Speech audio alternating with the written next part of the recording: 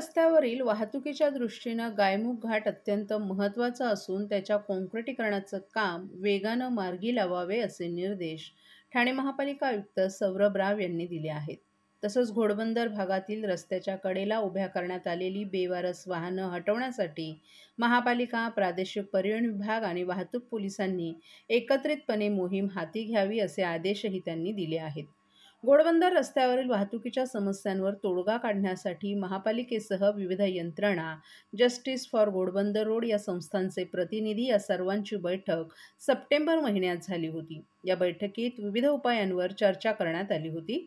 त्याचा पाठपुरावा करण्यासाठी गुरुवारी महापालिका आयुक्त सौरभ राव यांच्या दालनात एका बैठकीचं आयोजन करण्यात आलं होतं. या बैठकीला अतिरिक्त आयुक्त प्रशांत रोडे, पोलीस उपायुक्त पंकज सिरसाट, प्रादेशिक परिवहन अधिकारी हेमांगिनी पाटील, उपायुक्त मनीष जोशी, मधुकर बोडके, शंकर पाटोळे, दिनेश तायडे, उपनगर अभियंता विकास ढोले आणि शुभांगी केसवानी, घोडबंदर रोडवर काम करणाऱ्या यंत्रणांचे समन्वयक आणि कार्यकारी अभियंता संजय कदम, वृक्षाधिकारी केदार पाटील, जस्टिस फॉर घोडबंदर रोडचे प्रतिनिधी, मेट्रो, सार्वजनिक बांधकाम विभाग यांचे प्रतिनिधीही उपस्थित होते.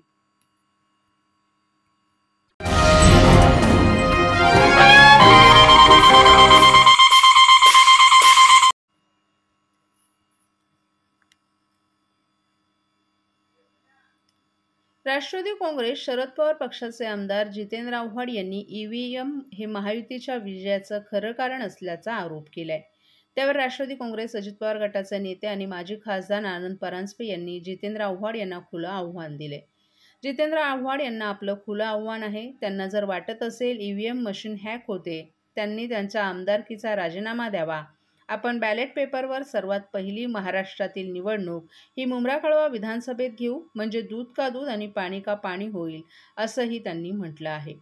विधानसभा निवडणुकीत शरद पवारांच्या राष्ट्रवादीला अवघ्या 10 जागा मिळाल्या. त्यानंतर ईव्हीएमवर शंका उपस्थित केल्या जात आहेत.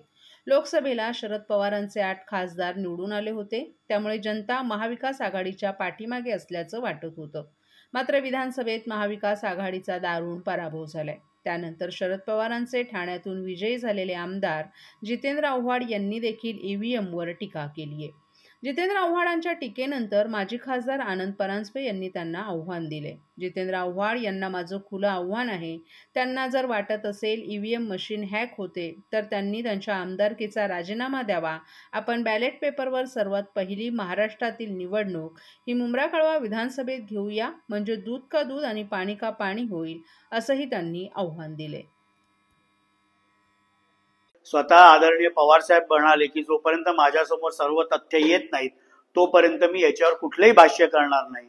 याबाबतचं कुठलंही भाष्य राष्ट्रवादी काँग्रेस पक्ष शरदचंद्र पवार गटाचे प्रांताध्यक्ष जयंत पाटील साहेबांनी केलेलं नाही. पण कायम मीडिया समोर यायचं, काहीतरी सनसनाटी स्टेटमेंट करायची, ही जितेंद्र आव्हाडांचा मूळ स्वभाव आहे.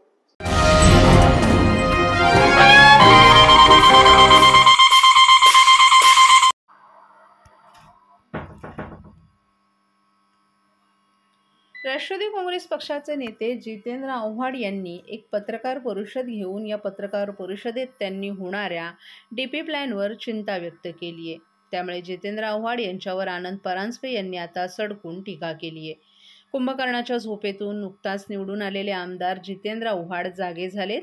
ज्यावेळेस प्रारूप आराखडा प्रकाशित झाला त्यावेळेस तेथील खासदार श्रीकांत शिंदे यांच्या नेतृत्वात जय भारत व्यायामशाळा पटांगणात शिवसेनेचे ज्येष्ठ नेते दशरथ पाटील यांनी सभा लावली होती. राष्ट्रवादीचे उमेदवार नजीमुल्ला यांनी देखील त्या मीटिंगमध्ये स्पष्ट केलं होतं की लोकांच्या मनोविरुद्ध हा डीपी प्लॅन राबवण्यात येणार नाही. विधानसभेच्या वेळेला शिवसेना आणि राष्ट्रवादी काँग्रेसनं आपली भूमिका स्पष्ट केली होती. लोकांच्या मनाविरुद्ध कोणत्याही परिस्थितीत हा प्रारूप डीपी राबवला जाणार नाही, अशा प्रकारची चर्चा खासदार श्रीकांत शिंदे आणि नजीमुल्ला यांची ठाणे महापालिका आयुक्त सौरभ राव यांच्याशी झाली होती. निवडणुकीत ज्यांना हा मुद्दा कळाला नाही, कुंभकर्णाच्या झोपेमध्ये जे होते ते अचानकपणे आज कळव्यामध्ये बॅनर लावताना दिसत असल्याची सडकून टीका आनंद परांजपे यांनी केली आहे.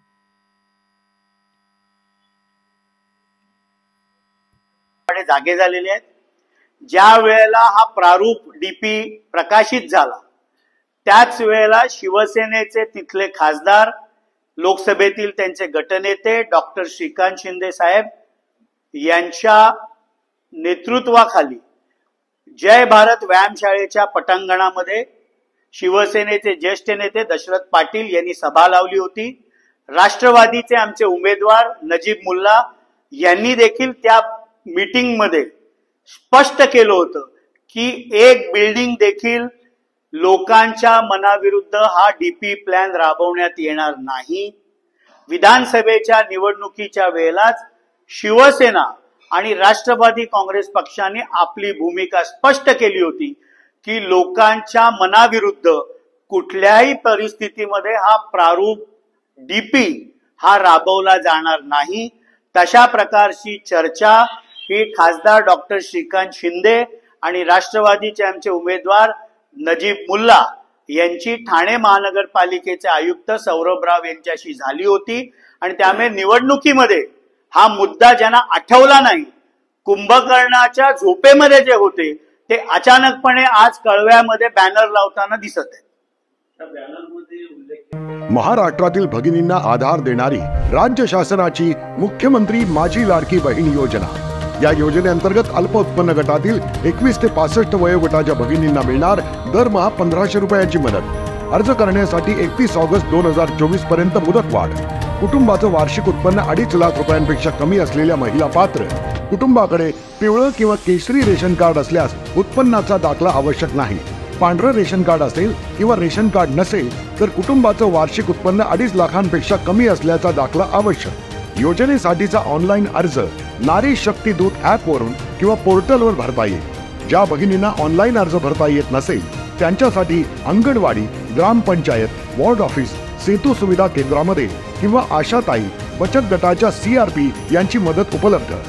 आता आपल्याला अभिमानानं म्हणता येईल, सुखी आणि सुरक्षित आहे माझी लाडकी बहीण.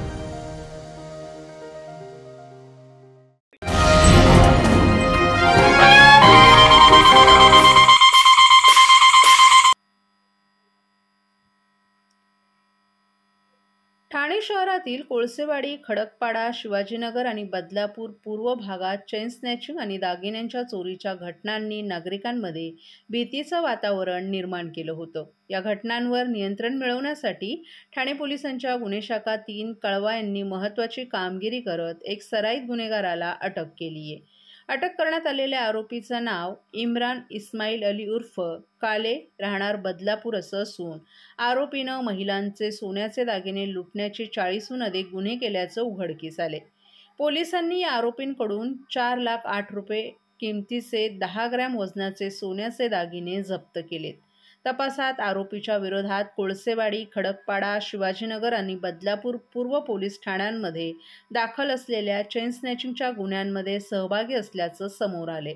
ठाणे पोलिसांनी या गुन्ह्याचा पर्दाफाश करत महिलांच्या सुरक्षेसाठी महत्त्वाची पावलं उचलली आहेत. वरिष्ठ पोलीस अधिकारी पंढराबाई उगले आणि त्यांच्या टीमने ही कामगिरी पार पाडली. या यशस्वी कारवाईमुळे स्थानिकांनी पोलिसांचं अभिनंदन केलं असून पुढील तपास सुरू आहे.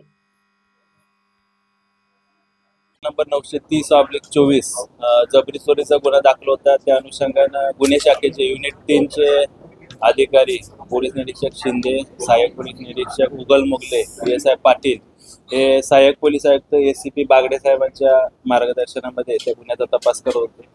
त्या गुन्ह्याच्या तपासामध्ये अद्यापपर्यंत एक 4 आरोपी निष्पन्न झाले. त्यापैकी 3 आरोपींना अटक करून त्यांच्याकडे तपास केलेला आहे. एक आरोपी सध्या आमच्या ताब्यात असून त्याचा तपास सुद्धा सुरू आहे. या तपासादरम्यान असे निष्पन्न झाले की या 4 आरोपींनी ठाणे आयुक्तालयात आणि इतर ठिकाणी देखील वेगवेगळ्या पद्धतीचे गुन्हे केलेले आहेत. त्याच्यामध्ये मोबाईल स्नॅचिंग असेल, चेन स्नॅचिंग असेल आणि मोटरसायकल थेफ्ट, वाहन चोरीचे गुन्हे असतील.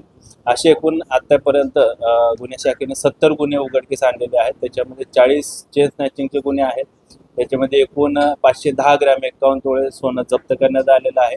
त्याचबरोबर मोबाईल स्नॅचिंगचे 24 गुन्हे आहेत. त्याच्यामध्ये वेगवेगळ्या कंपनीचे 24 मोबाईल जप्त करण्यात आलेले आहेत आणि एक 4 चाकी वाहन आहे स्विफ्ट डिझायर आणि 6 मोटरसायकल, असे एकूण 50,18,000चा मुद्देमाल अद्यापर्यंत या गुन्ह्यामध्ये जप्त करण्यात आलेला आहे.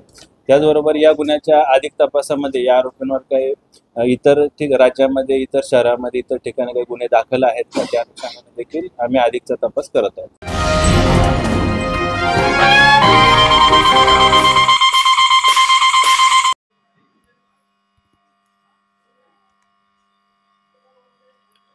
विधानसभा निवडणुकीचा निकाल जाहीर होऊन आता 6 दिवस झाले आहेत, परंतु महाराष्ट्रात कधी सरकार स्थापन होणार, मुख्यमंत्री कोण होणार, मंत्रिमंडळाची घोषणा कधी होणार याची महाराष्ट्र वाट पाहत आहे.